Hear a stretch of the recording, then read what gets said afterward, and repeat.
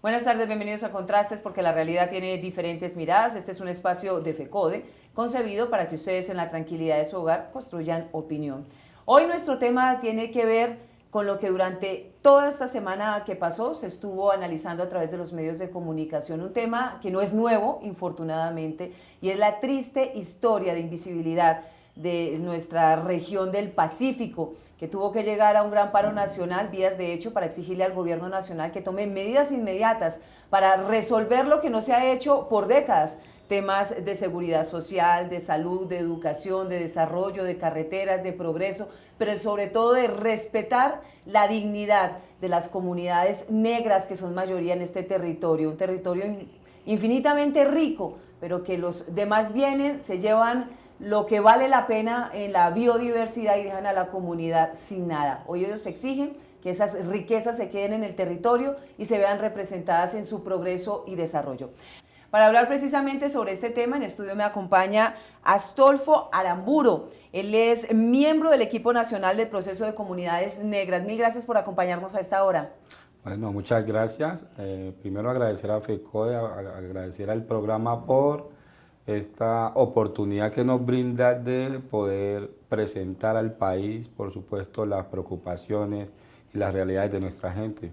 Mil gracias por acompañarnos. Le contamos a nuestros televidentes que nuestra compañera Viviana Bello estuvo en Buenaventura, en algunas regiones cercanas, específicamente vivenciando cómo vive la gente, la comunidad negra, cuáles son esas dificultades que por décadas los gobiernos de turno han invisibilizado y que hoy exigen que sus derechos sean reivindicados de manera inmediata, con políticas públicas directas que transformen su desarrollo. Hablemos un poco sobre el tema del desempleo. Según las cifras, el 62% de la población en esta región, la mayoría jóvenes, está en el desempleo total, lo que hace que evidentemente tengan que emigrar a regiones cercanas como Cali, también ya están llegando, no tan cercana, pero llegan a Bogotá, Antioquia y demás, y tengan que dejar su región para buscar posibilidades económicas. Hablábamos sobre el tema del puerto. ¿Qué representa el puerto específicamente para ustedes en materia de empleo? Bueno, el puerto o los puertos que hay en Buenaventura, porque realmente son varios. Ahorita hace muy poco se estuvo inaugurando un nuevo puerto marítimo en Buenaventura, y la preocupación allí es que, a pesar de que es el puerto uno de las áreas que más economía o ingresos le genera a la nación y al país, para nosotros los bonaerenses, la gente de a pie, la población civil que vive en Buenaventura, la verdad esos elementos no son tan importantes ni tan esenciales como sí lo percibe el resto del país o de manera específica Bogotá. Nosotros no vemos, no percibimos la riqueza que genera el puerto de Buenaventura. ¿Por qué? Porque por allí entra y sale la mercancía. Únicamente es eso. La gente en materia laboral es mínimo el acceso que tiene a los cargos de dirección, de representación que tienen estos espacios. Simplemente es la gente, la obrera, la que le toca cargar la mercancía, subirla al camión, etcétera, el que termina construyendo la vía por donde va a pasar el tractocamión, pero no son decisiones o espacios laborales que realmente estén afectando la economía de los bonaerenses. Ese fue el panorama que se encontró Viviana Bello en Buenaventura en materia de desempleo. Pese a ser el principal puerto marítimo del país, el Distrito Especial, Industrial, Portuario, Biodiverso y Ecoturístico de Buenaventura cuenta con una tasa alta de desempleo que limita las posibilidades de mejorar la calidad de vida del pueblo afrocolombiano.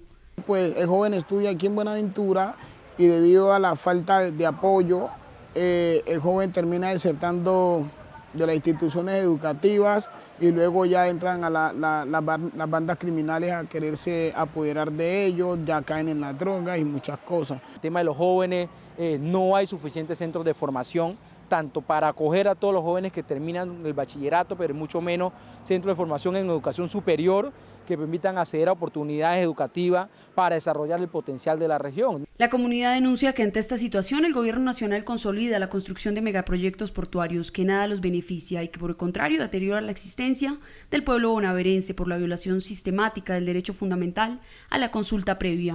Lo que hay detrás de los megaproyectos pues es una imposición de un modelo económico que nosotros decimos a sangre y fuego, porque es un modelo económico obviamente que no pretende garantías o continuidad de vida ni para los seres humanos ni para los otros seres vivos que hacen parte del mismo ecosistema en Buenaventura, peces, aves, árboles, ¿sí?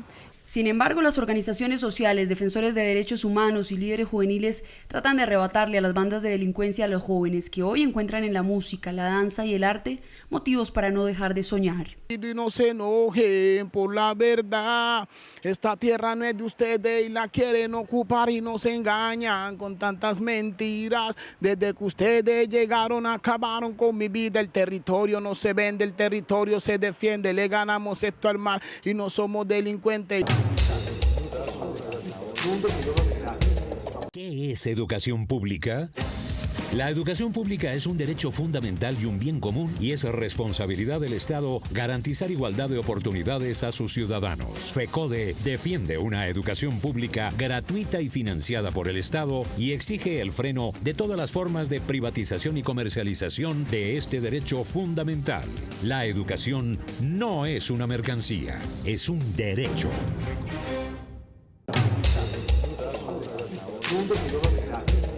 Estamos de regreso en Contrastes porque la realidad tiene diferentes miradas.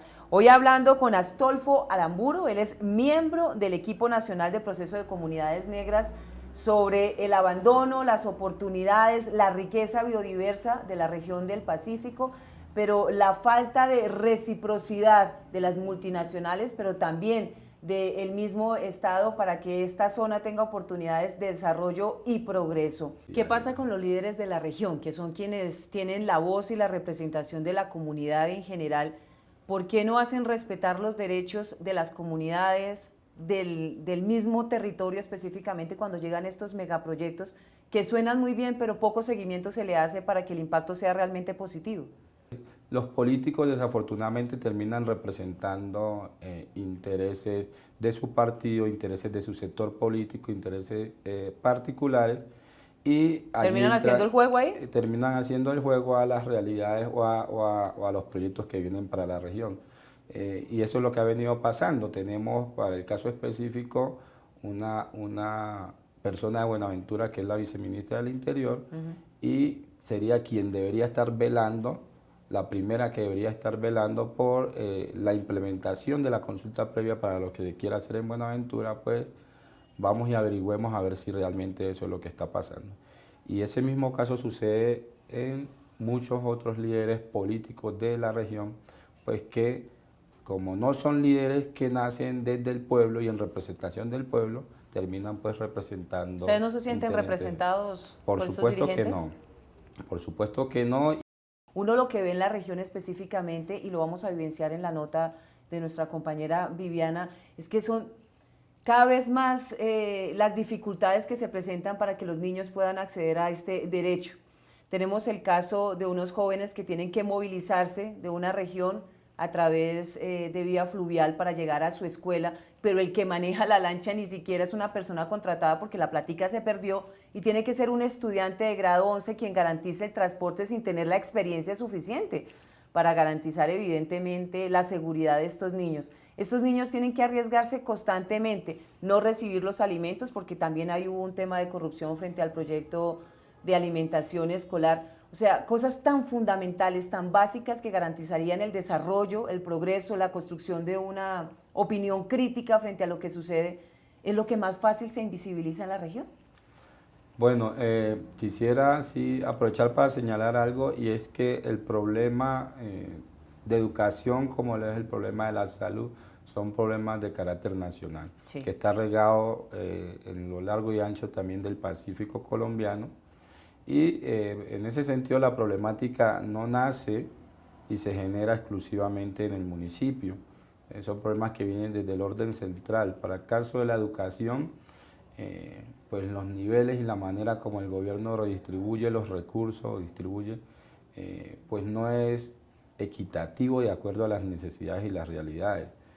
Colegios como los que se ven en Bogotá, en ciudades principales, esos megacolegios, ¿por qué no se hacen en las regiones o en estas comunidades específicas? sí.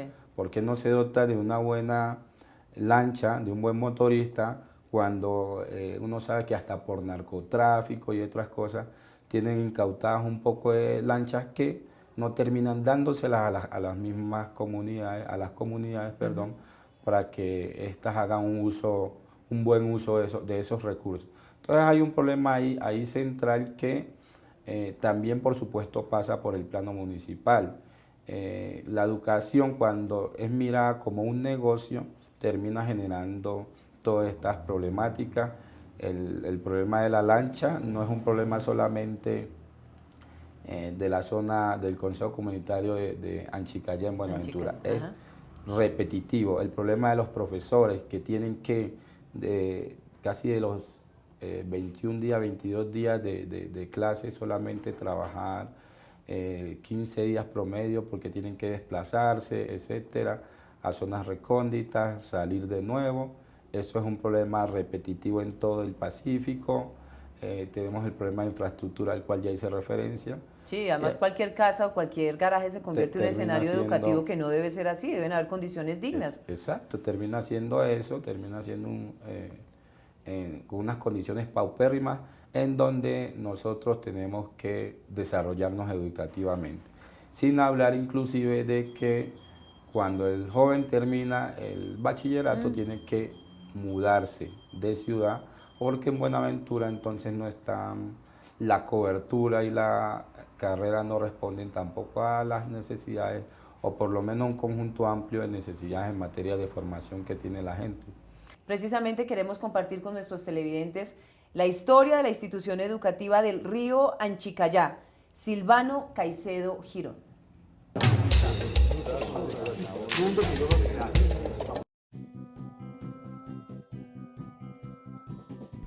La institución educativa Silvano Caicedo Girón acoge 13 comunidades que viven en la ribera del río Anchicayá. Niñas, niños y jóvenes que a diario tienen que atravesar el río para poder asistir a sus clases. Situación que hoy se hace imposible ya que la institución no cuenta con un motorista, que debió contratar la alcaldía de Buenaventura. A diario 100 menores toman la lancha que maneja un compañero de clases, que generosamente cumple con el rol de conductor. Que como no hay motorista, un estudiante transporta a sus compañeros desde la última comunidad de abajo hasta la de arriba, madruga a las 4 de la mañana el muchacho que es estudiante también, a recoger sus compañeros para venir a formar este plantel educativo. Y para nosotros es una horrorosidad y grosería del mismo gobierno, que hoy Buenaventura, que pasó de municipio a ser distrito, cosa especial con todas las componentes, y que sabemos que le entra plata y que el gobierno de aquí de Buenaventura, las plata que hace las invierte en megaproyectos, en el distrito, en malecón, en poner cosas, buenos hoteles, y que la zona rural la descuida en sus componentes. La situación que vive la institución Silvano Caicedo Girón no es nueva. A menudo maestros tienen que sacar de su bolsillo para conseguir el combustible de la lancha. Escuelas que no han recibido inversión desde su creación y que hoy están a punto de caerse. En Anchicayá estamos exigiendo al señor alcalde que voltee a mirar la institución educativa Silvano Caicedo, pero además las otras instituciones de Buenaventura, porque lo que está pasando acá es la radiografía de todo Buenaventura, en su casco urbano como rural. Las instituciones están cayendo, tenemos una sede que está cayendo, cuando llueve, cuando se crece el río, los muchachos no pueden ir a estudiar porque están corriendo riesgo. Además de que lo que está pasando con nosotros, como no tenemos quien nos transporte a los muchachos, es un estudiante el que está haciendo las veces. Estamos sí corriendo el riesgo, sabemos, pero lo estamos asumiendo porque es o que lo haga un estudiante o parar. Y definitivamente sabemos lo importante que es la educación para toda persona. Se han perdido semanas de clase porque no hay combustible.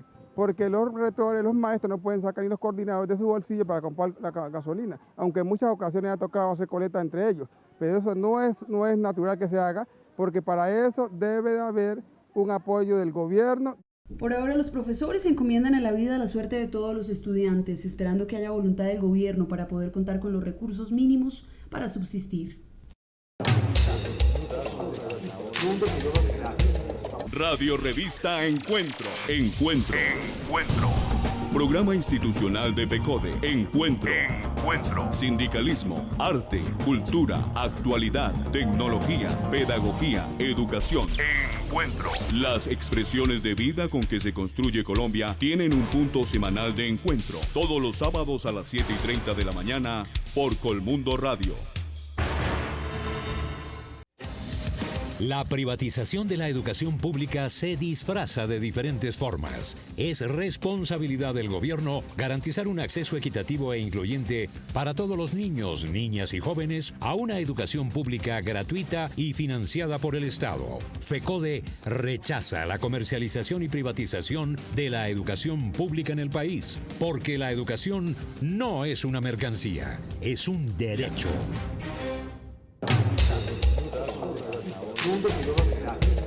Las mujeres negras que por años han encontrado como forma de sustento la minería artesanal señalan que los cientos de títulos mineros entregados a multinacionales y particulares por parte del gobierno nacional acaban con sus costumbres y han dejado a su paso una grave crisis social. La CRC ha entregado más de 200 títulos mineros a particulares, a multinacionales, y es particular, ¿por qué? Porque además de que las comunidades en el norte del Cauca, su territorio está afectado por la minería ilegal, pues también nos hemos sentido afectados por la minería inconstitucional, dado que esos títulos para despedirse no han sido consultos. Lejos de las amenazas a quienes no vendan sus lotes y la presencia de estructuras paramilitares en la zona, las afectaciones a la salud y al medio ambiente por parte de las multinacionales que utilizan químicos para obtener el oro de la región a gran escala no se ha hecho esperar. Nosotros las mujeres estamos peleándonos porque alguna entidad del gobierno, una universidad, cualquiera que quiera darle una mirada al norte del Cauca, venga y realice unos estudios de agua para que vean el nivel de contaminación con cianuro y mercurio y azogue que tienen las aguas. ¿Qué estamos diciendo hoy? Hacer una minería responsable es saber hacer la minería.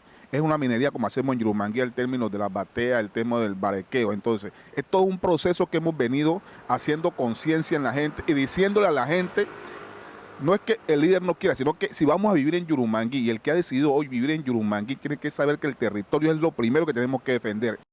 Ciudadanos que le exigen al gobierno nacional respete su derecho a la consulta previa del pueblo afrocolombiano que contempla el convenio 169 de la Organización Internacional del Trabajo. Un panorama bastante desalentador pero real, donde la minería ancestral está quedando relegada a una minería que evidentemente no tiene un impacto contundente frente al ecosistema. Esto en confrontación con la minería a gran escala, que es la que se está imponiendo específicamente, que no solamente repercute en las condiciones del suelo, de la tierra, de hacerla productiva y fructífera, sino que también acarrea otros elementos ajenos de seguridad, de economías ilegales que comienzan a arrinconar aún más a las comunidades negras de este territorio colombiano. ¿Cuál es la situación específica? Ya veíamos un panorama general frente al tema de la minería en un territorio, como lo reiteramos, tan rico y tan productivo como este. Bueno,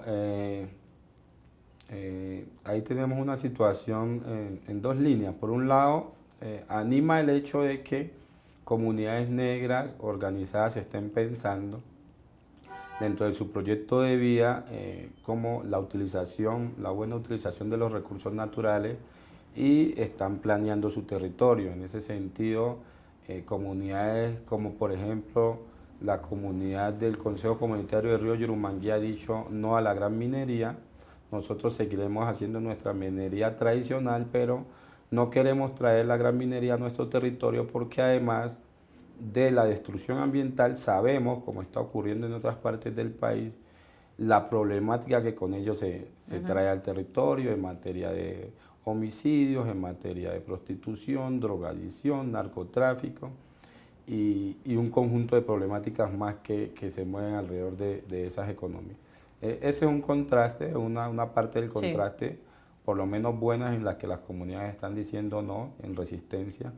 Y hay otra parte triste, es donde a las comunidades se les está imponiendo de manera legal e ilegal la minería en su territorio. De manera legal porque tenemos casos, por ejemplo, en el Cauca, donde sin procesos de consulta previa se termina implementando proyectos mineros de gran escala, ¿cierto? Y otros casos de minería ilegal donde, a pesar de que las comunidades hacen las resistencias y las denuncias a tiempo correspondientes y diciendo dónde están las retroexcavadoras, pues el Estado no toma las acciones contundentes para prevenir esos futuros daños y termina pasando lo que pasa, una deforestación, un daño ambiental enorme con mercurio, contaminación de los ríos, enfermedades a los habitantes de allí de la comunidad.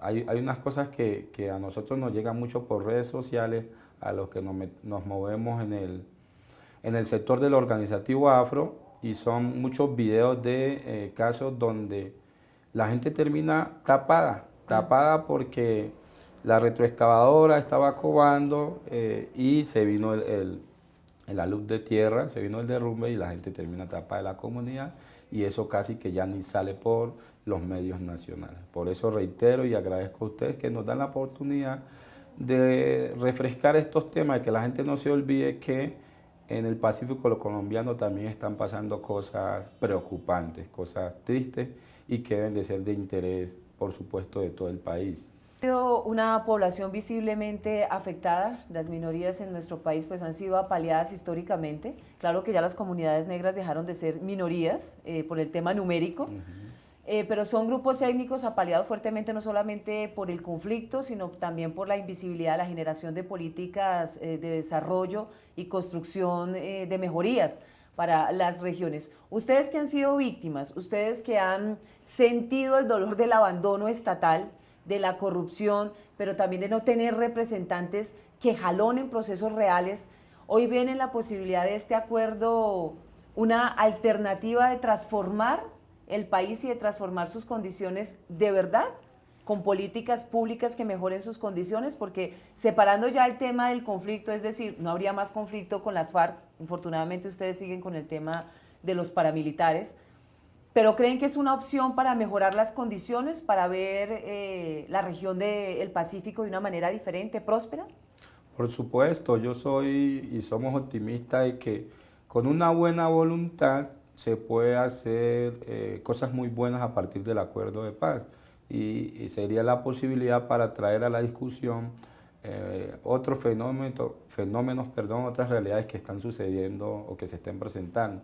Entonces, por supuesto, de que va a haber un cambio absoluto de las realidades, no, pero de manera gradual uno cree que se irían presentando cambios, sobre todo en la conciencia y en la manera del Estado ver y generar políticas hacia estos territorios. Entonces, insisto, eso tiene que ver con las voluntades de las partes, en especial del gobierno nacional, y que no esté viendo el proceso de paz, que no estoy diciendo que sea así, como un saludo a la bandera, como algo histórico, pero dejando por lado la parte más importante, que es la implementación misma de los acuerdos. El seguimiento de esos acuerdos. Exacto, uno cree que en esa parte se podrían hacer cambios y generar impactos importantes para toda la región. Astolfo, el presidente lo está viendo en este momento. ¿Qué decirle para que tenga en cuenta la región del Pacífico? Para que no solamente firme la paz, sino que haga un cambio estructural en una región que le ha dado tanto al país, pero que ha recibido tan poco. Bueno, al presidente habría que recordarle que en ya casi sus 8 años del gobierno ha hecho muchos compromisos con la gente negra que en su mayoría están sin cumplir. Entonces, que empezara por allí por lo menos, para uno ponerse a pedir cosas nuevas y dudando de que puedan ser ciertas, por lo menos que se dignen respetar y cumplir los acuerdos que ha pactado con la gente negra en los diferentes escenarios que se han presentado, como en Quito, como a través de la Cumbre Agraria, a través de las mismas órdenes que ha dado la Corte Constitucional en la sentencia T025, en el auto 005, 004, 092. Entonces, retos, el gobierno nacional tiene muchísimo. Que cumpla. Que cumpla la implementación de la ley 70, su reglamentación. Entonces, yo no me voy a poner a decirle cosas nuevas. Que la lista es larga. No, sí, la lista que tiene ya es larga y que la cumple. Yo creo que con eso el gobierno y el presidente Santos quedaría muy bien con las comunidades negras y de verdad empezaría a demostrar voluntades desde el gobierno nacional de cambio. Hechos de paz. Y hechos de paz reales, exacto. Eso le diría al presidente, y qué le diría a los colombianos que a veces creen que las comunidades negras no hacen parte del territorio y que lo que les pasa es una cosa del azar. Complicado y uno cuando está en Bogotá y en ciudades principales se da cuenta de que hay un profundo desconocimiento de las realidades de las comunidades negras, de las comunidades indígenas, de las comunidades campesinas. Entonces, creo que asimismo son los cambios que deberían de generarse, de que la gente que está en las ciudades principales, y ahí tendría que diferenciar de que en las ciudades principales ya hay mucha gente que también es del campo, sí, que por el fenómeno del desplazamiento se encuentra por estos lados. A la gente que por favor se tome la molestia de empezar a conocer y a entender más todo el contexto del país, y que como es doloroso, por supuesto, como es doloroso la bomba del Nogal, donde murió mucha gente, en los territorios de comunidades negras, de comunidades campesinas, donde indígenas, aún sigue muriendo mucha gente a causa del conflicto armado. Entonces, que las necesidades de paz deberían pensarse no solo para la gente que está en Bogotá, sino en la realidad conjunta colombiana, que le demos ese apoyo a la paz, pensando no solo, o pensando en que Colombia es una Colombia diversa y grande, y que nosotros, por lo menos los que estamos allá en esa zona donde también se está viviendo el conflicto, sí necesitamos la paz. Solfo, mil gracias por acompañarnos a esta hora y por presentarnos esa Colombia pluriétnica que a veces pareciera se nos olvida, que no solamente las políticas de desarrollo y progreso deben estar a la medida de las capitales de nuestro país, sino tienen que estar concebidas y construidas a las medidas de las necesidades en contexto de las diferentes regiones del territorio colombiano. Se nos olvida un poco la Constitución Nacional, somos pluriétnicos, que esa es nuestra consigna, claro, y a veces se nos olvida. Gracias por acompañarnos y esperamos que este proceso de paz redunde no solamente en su región con progreso, desarrollo, con el cese de las hostilidades, sino que realmente lo que se prometió, lo que se concibió en esos acuerdos se haga seguimiento y se saque adelante una Colombia con una mirada completamente diferente, donde todos tengamos vocería y participación. Mil gracias por acompañarnos. Muchísimas gracias a ustedes por la invitación. Nos reencontramos el próximo domingo en Contrastes, porque la realidad tiene diferentes miradas. Feliz resto de día.